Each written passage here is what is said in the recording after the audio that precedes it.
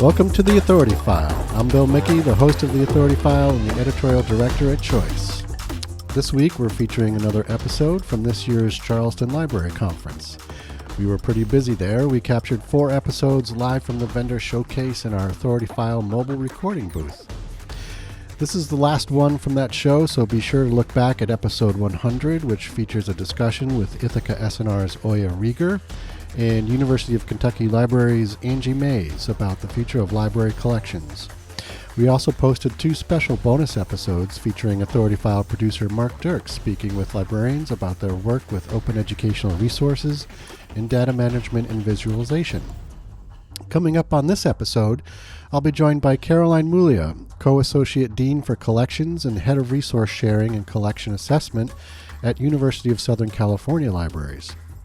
Caroline was a presenter at the conference, and she spoke to us about her presentation called Developing a Framework for Measuring Reuse of Digital Library Collections, Discovery, Assessment, and Sharing.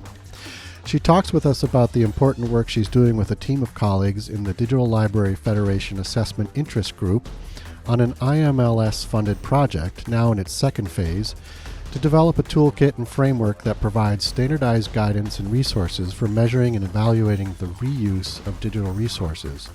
In other words, going beyond regular digital content usage metrics to look at other next step contexts, such as reuse of that same content in social media, marketing materials, digital exhibits, and even virtual reality environments. So, here's Caroline Mulia talking with me live in the exhibit hall at our Authority File podcast booth at the Charleston Library Conference.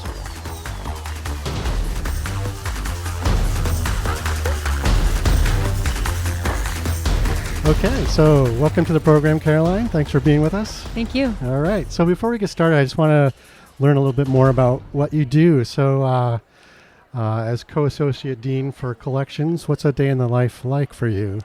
So that's the question I get asked the most is, what do you mean co-associate dean? So I think a lot of people know about the associate dean for collections. Yeah. And at USC, University of Southern California, it's sort of a traditional portfolio. So it's technical services, acquisitions, cataloging, interlibrary loan, and then print management. So like the movement of materials. Right.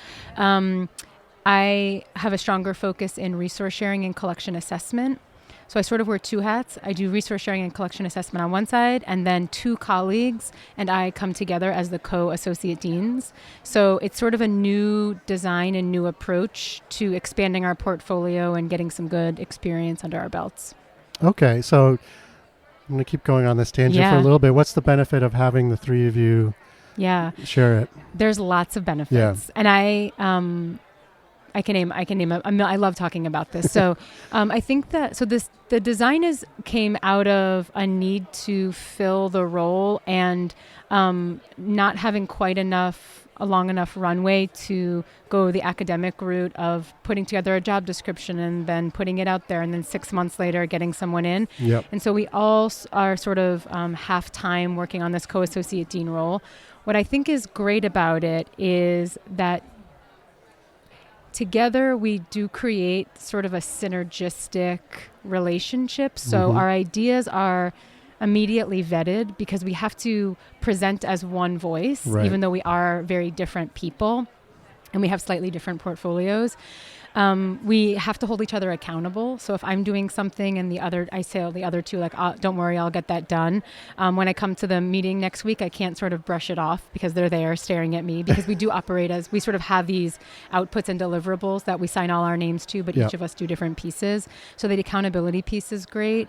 And we all have different backgrounds and different perspectives. And so our outputs are much stronger. Oh, good. It's not just me. It's not just the other 2. I mean, it's together we are doing this. And so I love it. Good. That's excellent.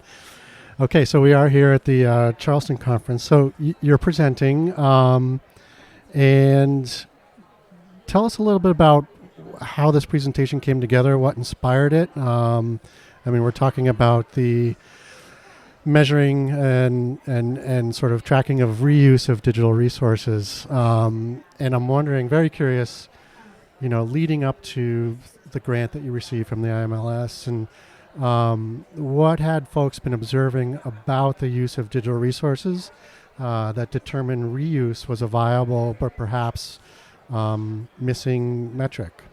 I am also very interested in this, which is why in 2015, there's a Digital Library Federation Assessment Interest Group that's been around for a little while, and there was a big project and white paper that came of that, where we explored this very thing. We thought, okay, kind of what's going on in this arena? The spoiler alert is there's a lot happening, but we're not capturing a lot of that data, which means we're not able to tell the story of reuse very well. Okay. So in 2015, we had this white paper, and the findings were that traditional assessment analytics focused on simple access statistics, things that we can think of all the time, right? So like the number of visitors or the number of downloads to a digital library assets or materials.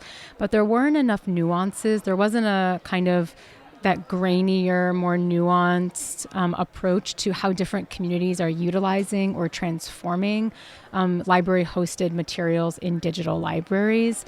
And so there was a lack of standardization in assessment methods that impacted libraries and archives and galleries and museums and repositories.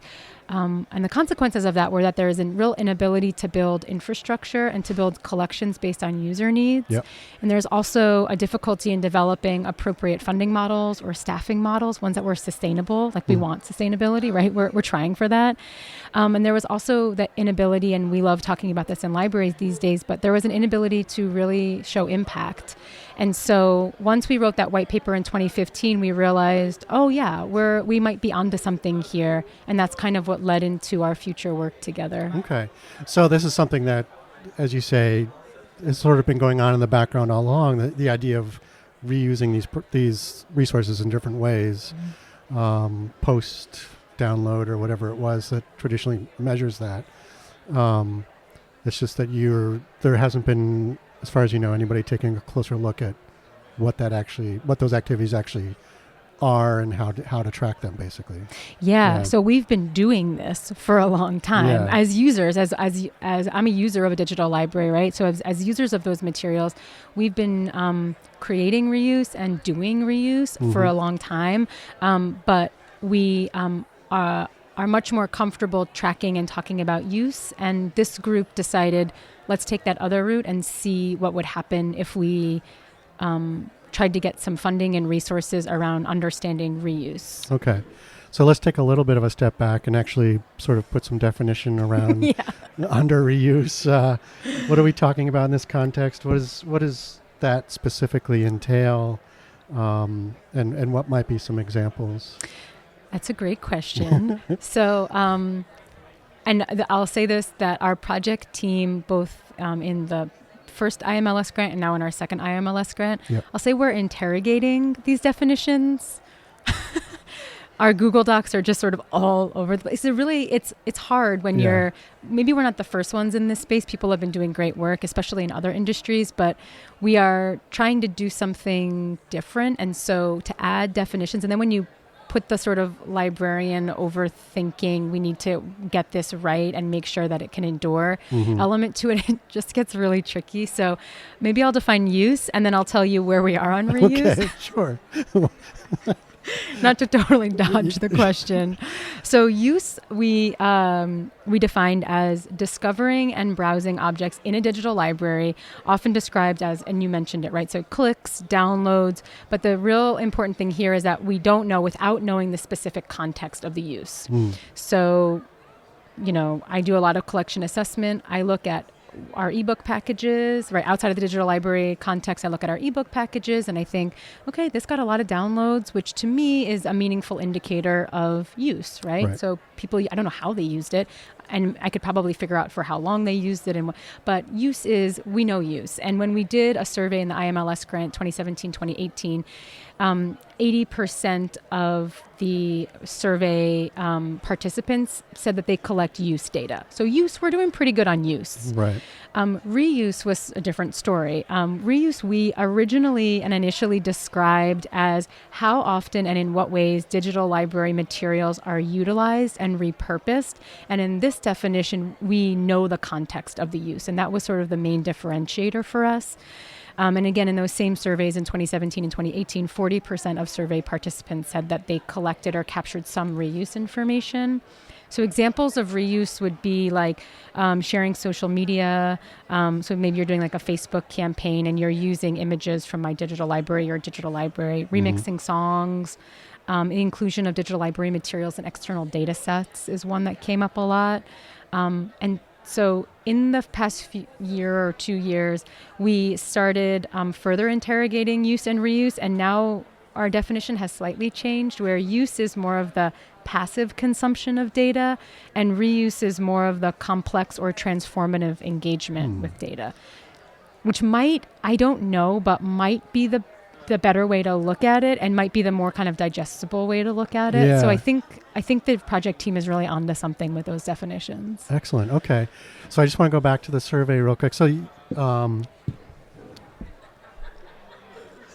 you weren't sort of stuck in a corner, I guess. I guess you had to define reuse to some extent to be able to ask the respondents, are they actually doing what you think they're doing with reuse?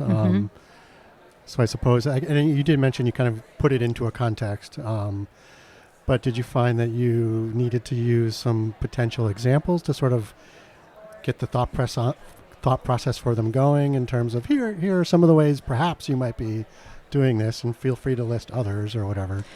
Exactly. Yeah. Right. It's hard to say, are you doing something that is sort of ill-defined and it's kind of squishy? Yeah. And so, everyone raises your hand for use because once it's described, you don't even need to go through the entire definition. We're pretty familiar in the library world of use and usage statistics, but reuse, you're totally right. So, there was some trepidation in raising hands, but part of what we captured from the first grant, and we went to the community so many times, was a long list of examples of reuse. So once we started providing parameters for people and for practitioners, then the examples really poured in. Good. Okay. So let's get at sort of the why. So, why is measuring reuse so important for libraries? And I guess the act of measuring that has been challenging, I guess. In what ways? And then I guess what would standardizing that process, the accurate reuse of data, enable libraries to do? So for us, it's a lot of things.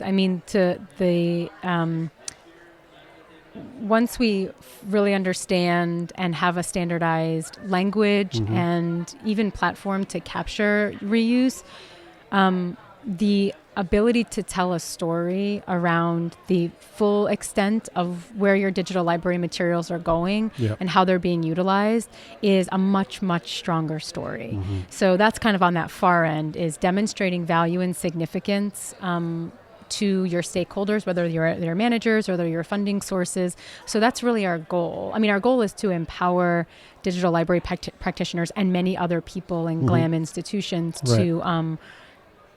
to understand the full extent of their work. So that's the goal. And to your first question, which was... I think you've answered it. Okay. Why is it important? And that makes me think, do we potentially get into sort of that whole student success factor where libraries it's so important for them to sort of prove their contribution to that, but also it's so challenging to actually quantify what that is. Does this kind of factor into that as well? Absolutely. And I think it's worth repeating that as a librarian, someone who's dedicated my life to this profession, I think, of course there's value, of course there's significance, of course we're making an impact, but to a larger context, whether it's a city council or whether it's a provost or your boss, your immediate boss, you are constantly having to show that value and tell that story. I'm not in the digital library world. I got involved in this project originally because I care a lot about assessment, and digital librarians and people in this space are doing really cool things with assessment. And so I thought if I could have my entry point from that angle, then I could learn a lot. And what I have learned is that digital libraries and digital librarians and practitioners are really at the forefront of creating partnerships, community partnerships, and even corporate and research partnerships. And so I feel, from someone ever slightly removed from digital libraries, that the more we can uplift this work and show use and reuse in these contexts, I think it has broader implications for Glamour institutions totally and overall. Excellent. Okay. So we've been kind of nibbling away at this, but all of this is inspired 2 IMLS grant-funded projects, actually, to determine library community needs and challenges around measuring and assessing reuse. So I guess that was the first part of it. So tell us a little bit more about that project and who's behind it and what its goals were.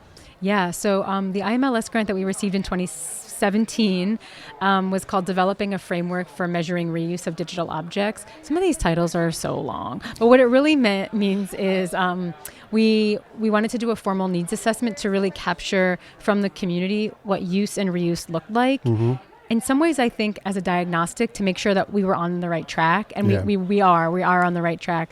And a lot came out of that. The project team consisted of Santi Thompson, who's our PI, Jenya O'Gara, Elizabeth Kelly, Ayla Stein-Kenfeld, and myself, and also Liz Wolcott. And together we made up the project team. We also had an incredible advisory team, advisory board, who really did help shape and guide this work. And that first grant was, again, that formal needs assessment, from which came use cases in sort of 3 major categories, which and we used focus groups and surveys as the 2 instruments to gather the community feedback. And we learned a lot. We learned about these lots of examples of what reuse is in that context, and also the major need for it to for us to move forward, including the specific barriers that people were facing around these topics. Okay. Of use and anything reuse. surprising that came out of that, or? Yeah, good question. So people cared a lot about privacy. Well, that wasn't surprising, because I think librarians do care a lot about privacy, at least talking about privacy. We care a lot about talking about privacy. I think many of us also care deeply about privacy, and especially as it bumps up or relates to access. So the barriers were somewhat surprising. The barriers for collecting reuse statistics, a lot of people said there was a lack of methodology or system. There was just people didn't know the method or the approach to do it. Time, resources, and money, which are always kind of the big 3 with barriers, those came up a lot, maybe the most. The lack of ability or resources. So this, like, specifically as in, like, we don't know what to capture, and then we don't have the people to do it, or even the repository to capture that stuff. So they weren't surprising, but they were very validating to kind of some of our original kind of plans, or ideas. And the use cases that came out of this are, the reason I'll mention them is because they are then the basis for the second grant that we got.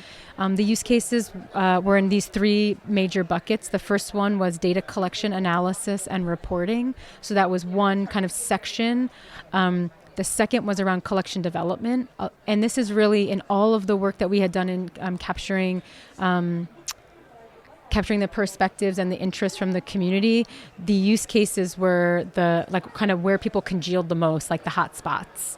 So data collection, analysis, and reporting was one of those hot spots that developed, kind of congealed into a use case. The second really crystallized around collection development. And the third really crystallized around privacy, rights management, and ethics. Okay, so I totally get 1 and 3, but the collection development one, what's that all about? How does reuse factor into that? So, I think I answered my own question, but go ahead. Yeah, go ahead. Well, obviously, if it's if the engagement is that deep with whatever it is that they're reusing in different ways, then obviously it's something you want to maintain or get more of. So, and then sort of even more. I mean, that proving that return on investment. But then there's also like digitization priorities could kind of fall into that, right? But yeah, exactly to what you're saying. Okay. Yeah. So the second IMLS grant, so where are you, what phase are you in now? The second IMLS grant has an equally long name, but we shortened it to an acronym, thank God. So the second one is called Digital Content Reuse Assessment Framework Toolkit, but we call it DCRAFT, so you can call it DCRAFT too. All right. Excuse me. And the DCRAFT IMLS grant is a longer grant. It's 2.5 years. We received more money. There's a bigger project team, and there's also an advisory board, so it's just bigger in many ways. And it started in August of 2019. Well, our kickoff was in August of 2019. Okay. Most of the project members are the same. Jenya O'Gara moved to our advisory board, and Kinza Masood and Ali Shiri moved into our project team. So we have 7 people on the project team. We have an incredible advisory board, and we also are working with 5 consultants. And these are experts in their field who are kind of dropping in to help to give us sort of a deeper dive and give shape to some of the deliverables. Right. So we have consultants in assessment, diversity, privacy, instruction, and accessibility. Okay. And the importance of, the toolkits and the framework and so you're basically putting a wrapper around the process of doing all of this. We're building the toolkit. So like when I talk about the first grant, people are like, so then you built a toolkit. And we're like, well, no, we didn't build a toolkit. We did everything to set up to build a toolkit, including developing these use cases and having a vehicle to really capture the perspective of the community and also the needs of the community. But this one is a collaboratively developed toolkit. Okay. And again, we have some deliverables there. We bit off a lot. We have to do a lot.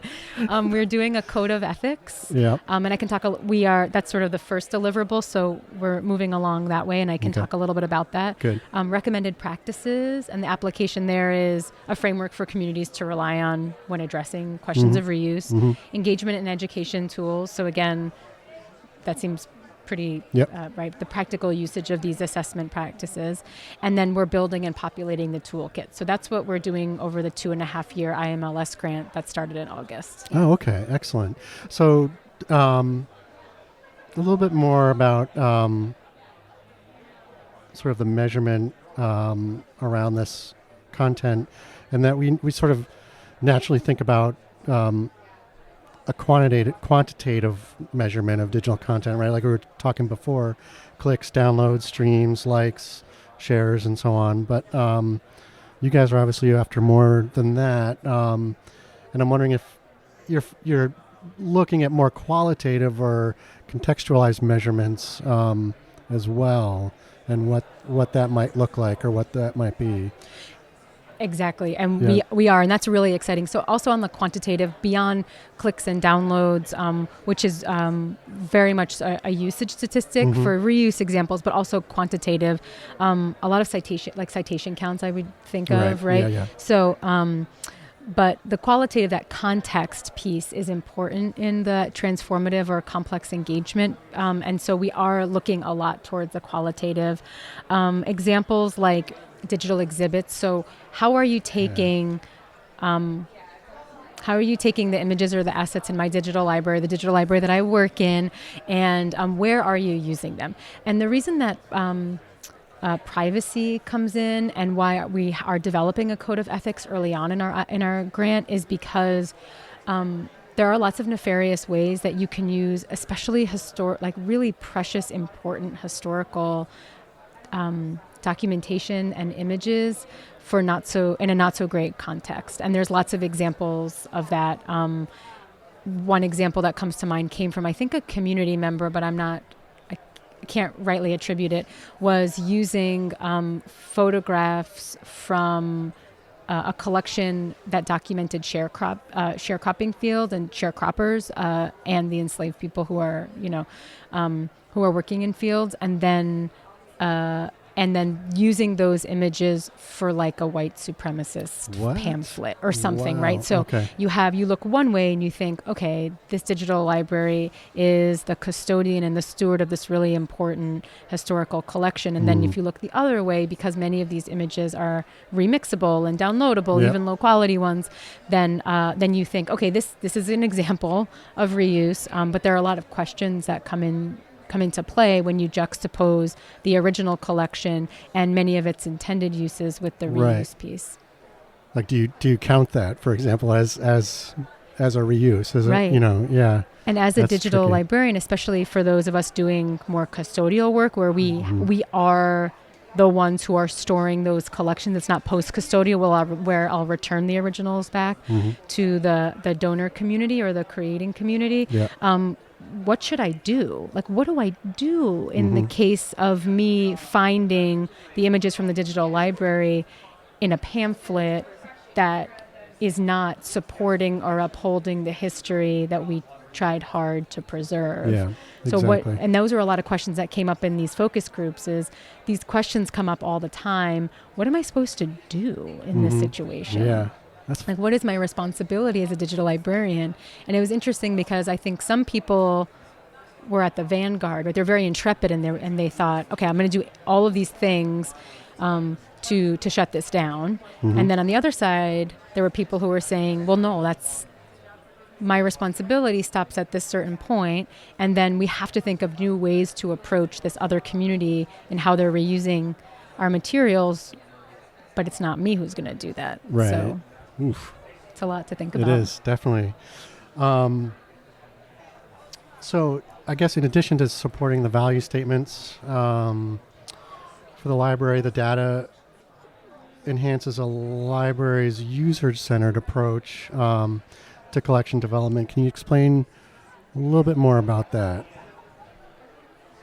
So when I think of reuse, of user-centered approach to collection development, I think of that short feedback cycle that data can give us, where I know that X number of people downloaded or accessed or touched this ebook in 1 month, and so I'm seeing the value of that ebook or of that purchase. My return on investment is very, very clear. Right. I think there are lots of models in our commodity collection that enhance that, right? PDA, DDA, EBA, all of those models, all of those 3-letter models. But in terms of reuse, the library-centered approach to collection development would be looking at all of the users, no matter where they are and how they're either using or reusing this. I think that reuse offers a new opportunity, but also kind of a new light. It illuminates a whole nother area of what people are doing in context, because people regularly visit digital libraries, and there are logs all the time of visits and downloads, etc. But the context becomes really important. And so the more that we can, and I, as a librarian who deals in assessment, I crave that context, and I often don't get it. I mean, most of us don't get it, which is why working with researchers or faculty members on an academic campus is really helpful, because you sort of know the full scope of their work, and so you can deliver to them or help support their work with different databases or different research tools that are available through the library, but you also get the context. You understand their research questions, their parameters.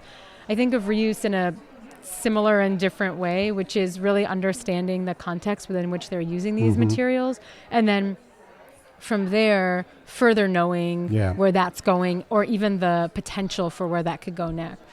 So we talked a little bit about sort of the ethical considerations that go into this, and I'm wondering if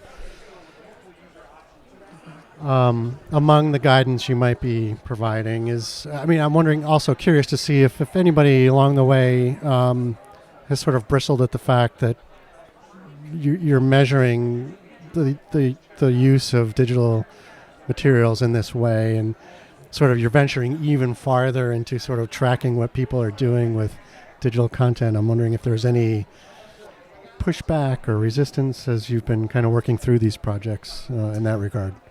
That's a great question. We think I think we are the project team pushes back on ourselves the most. I think in the first grant, and we haven't gone far enough in our second grant yet to start capturing that community perspective. Yeah. But the first grant, the way it worked is that people didn't quite bristle at the privacy questions or the custody questions, or just sort of knowing more and more about user activity questions. It was from it was sort of from a growth mindset, like, we are generating a lot of data, we are collecting a lot of data, and so let's just be smart about how we're doing it. I think that all members of the project team think about this pretty deeply. I think about it a lot in terms of how much student data universities collect, and if you work with your Office of Research or even like a residential education or student affairs office, they're capturing a lot of information. Meal swipes, how many times you're in and out of your dormitory. And so we are now living in a world, especially if you live on a college campus, with so much data being collected about you at all times and students at all times, and libraries are part of that in some ways. And so we haven't we think a lot about that, which is why our code of ethics, whether we did it intentionally or not, has risen to the top as one of the first, and it was intentional, I'm joking, but one of the first deliverables or kind of first frameworks that we've are creating and really working towards, because we care a lot about that. And from the first grant, the community, the practitioners care a lot about that. Okay. So great. Excellent. Well, Caroline, thank you so much for joining us. We appreciate it. Thank you. Thank you. Fantastic. You just heard from Caroline Mulia, Co-Associate Dean for Collections and Head of Resource Sharing and Collection Assessment at University of Southern California Libraries. We recorded this episode with Caroline live from the show floor at the 2019 Charleston Library Conference. If you like what you hear, rate us or give us a review on your podcast platform of choice, and if there's a topic you'd like us to cover, drop me a line. I'm at bmickey@ala-choice.org. If you're a fan of these live recordings or just curious about how we do them, and you're also planning to attend ALA Annual in Chicago in June, look out for us at the Choice booth. We'll have a full lineup of scheduled episodes to record. As always, sponsorship and advertising for the Authority File podcast are handled by Choice's advertising manager, Pam Marino, and all of our episodes are produced by Choice's digital media specialist, Mark Dirks. That's all for this week. Thanks for joining us.